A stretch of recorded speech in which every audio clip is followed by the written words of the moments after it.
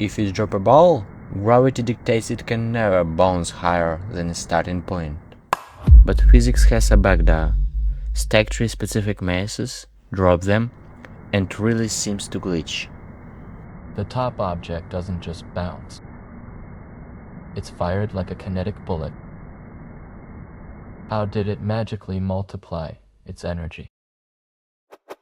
To understand this, we need to slow time down to a fraction of a millisecond. When the bottom ball hits the floor, it instantly reverses direction. But the ball above it is still falling. They collide head-on. This isn't a regular bounce anymore. It's a high-speed kinetic transfer happening right on your desk.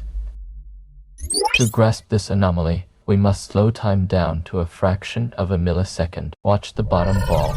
It hits the floor, compresses like a giant spring, and instantly reverses its upward momentum.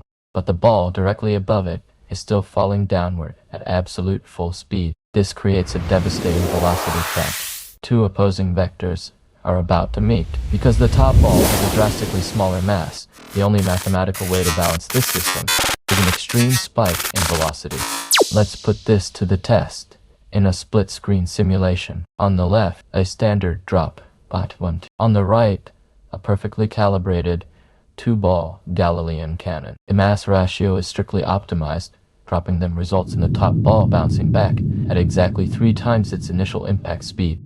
Because kinetic energy scales with the square of velocity, that equals 9 times the energy out of nowhere. But why should we limit ourselves to just 2 balls? Let's push the math to the absolute limit. What happens if we perfectly stack a tower of 10 progressively lighter spheres? The momentum transfer multiplies exponentially with every single collision down the chain. When they hit the floor, the reaction is so violent that the top particle shatters the sound barrier.